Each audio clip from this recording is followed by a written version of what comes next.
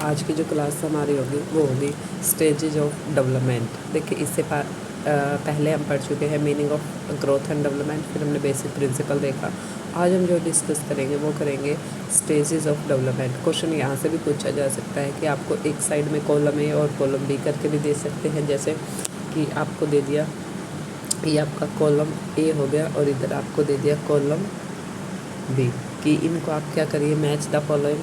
या फिर आपको वैसे भी पूछा जा सकता है कि जो आपको क्वेश्चन में दे दिया बाल्यावस्था इसकी जो एक पीरियड होता है वो कौन सा होता है, तो आपको ये बताना पड़ेगा। ठीक है, जो हमारा विकास है, क्योंकि विकास तब तक रहेगा जब तक बच्चा पैदा नहीं होगा, तब तक वो मर नहीं जाता है ना, तब तक उसका विकास होता रहता है। तो पूरी की पूरी जो जर्नी हमारी उसको इन्होंने स्टेजेस में बांट दिया।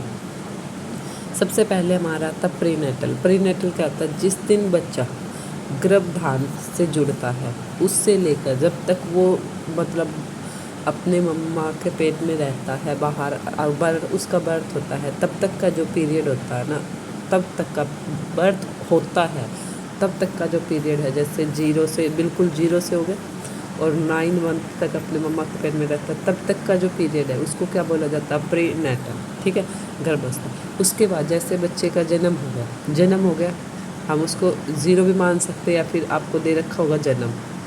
ठीक है, जन्म से 2 ईयर तक जो होता है ना व्यक्ति का, 0 से 2 पीरियड वर्ष, वो हमारा होता है इन्फेंसी, शिशुअवस्था। इसके अंदर क्या होता है?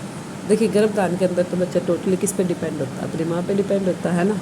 उसके बाद शिशुअवस्था, इसमें भी जो उसके फैमिली मेम्बर होते हैं उन पे होता है डिपेंड। इंडिपेंडेंस नहीं हो सकता, तो बच्चा क्या करता है? इतना कुछ ज़्यादा बोलता नहीं है, 2 साल तक का कितना बोलेगा? छोटे छोटे उसके वर्ड होते हैं, उनसे अपने फैमिली मेम्बर को अपनी जो बात समझानी होती है उनके थ्रू वो समझाता है। नेक्स्ट हमारा आता है, नेक्स्ट जो हमारा है वो कौन सा भाई? नेक्स्ट जो हमारा है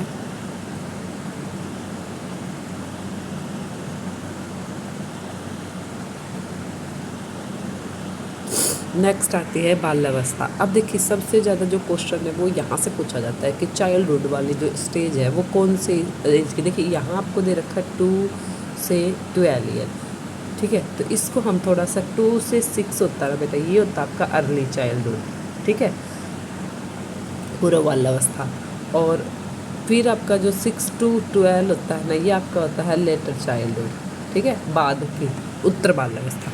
तो यही पूछा जाता है कि बच्चा स्कूल जाता है तो 2 से 6 ईयर, इससे पहले की जो स्टेजेज होती है, स्कूल जाने की तैयारी होती है, ग्रुप बनाने की तैयारी होती है, ये चाइल्ड तो स्टेज होती है, बच्चा इसमें ज़्यादा खेलता है। लेकिन यहाँ उसका गैंग बनना शुरू हो जाता है ना, बच्चे का डेवलपमेंट होता है ना वो बाल्यावस्था में ज़्यादा होता है, उसकी थिंकिंग पावर होती है वो शैशवावस्था में ज़्यादा होती है, और शैशवावस्था रिपीट हो जाती है कहाँ पे? किशोरावस्था में। ठीक है, फिर नेक्स्ट हमारी आती है एडोलसेंस। एडोलसेंस कौन सी? अभी किशोर अवस्था। ये जब जैसे आपका 12 ख़त्म होगा, वहाँ से 12 साल से लेकर 18 साल तक का जो हमारा पीरियड होता है वो क्या कहलाता है? एडोलसेंस।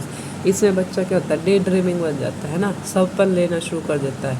उसके बाद हीरो पूजा, वर्शिप करने लग जाता है किस चीज़ की, किसी को एक अपना आइडल मान लेता है और उसका ही तरह अपने आप को जज करने लग जाता है। इसमें बच्चे का डेवलपमेंट है वो देखिए रुक जाता है। यहाँ पे चाइल्डहुड में ज़्यादा होता है, एडोलसेंस में जो फिजिकल ग्रोथ वगैरह होती है वो रुक जाती है। कुछ लड़कियों के अंदर स्टार्टिंग की स्टेज, लड़कियों के चाइल्डहुड का जैसे एंडिंग होता है, यहाँ लड़कियाँ ज़्यादा डेवलपमेंट हो जाती है। किशोर अवस्था के स्टार्टिंग में लड़के ज़्यादा डेवलप होते हैं। आपसे पूछा जाएगा डे ड्रीमिंग कौन सी होती है? किशोर अवस्था अपने बारे में ही सोचता रहता है, मैं ऐसा मतलब सपने में खोया रहता है। नेक्स्ट है आपकी अडल्टहुड। अडल्टहुड क्या होती है? जैसे आपका 18 हो गया, 18 से लेके 16 ईयर तक जो आपका होगा वो अडल्टहुड, प्रौढ़ अवस्था होगा।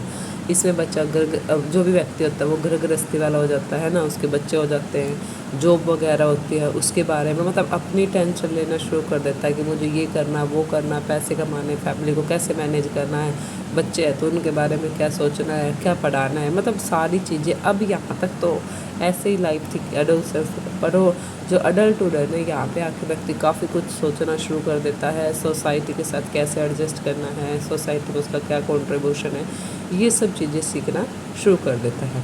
और लास्ट अवस्था हमारी है वो है वृद्ध अवस्था, जिसको ओल्ड एज बोला जाता है। वो 16 के बाद शुरू होती है। 16 के बाद कोई कितना भी जिंदा रहे वो सारी उसकी ओल्ड एज में काउंट होगी। मान लो कोई भी 16 है, अब कोई भी है जैसे 16 से शुरू हुआ, 16 5 तक चला तो भी ये है, 16 से है 120 तक है तो भी वो उसकी क्या कहलाएगी भाई, ओल्ड एज कहलाएगी, वृद्धावस्था कहलाएगी। इसमें व्यक्ति बिल्कुल कि बिल्कुल किस तरह हो जाता है, जो व्यक्ति की इन्फेंसी एज होती है वैसे ही हो जाता है ये, क्योंकि दूसरों पे डिपेंड रहेगा, है ना।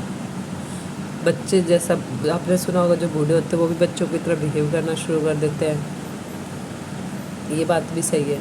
उसके बाद आप देखोगे ये डिपेंड हो जाते हैं, फैमिली मेम्बर इनको करके देगा, इनकी जो वर्क एफिशिएंसी है वो कम हो जाती है, नहीं होती। किसी चीज़ को एक बार इन्होंने पकड़ लिया तो उसका रटिफिकेशन करते रहते हैं कि जब तक वो काम पूरा ना हो जाए। ये सब चीज़ देखिए, जो छोटी छोटी हमारी क्लासेस रहेगी इनमें हम कुछ मेन टॉपिक करते रहेंगे, आप इनको ध्यान से देखते रहिए। Bye bye, take care.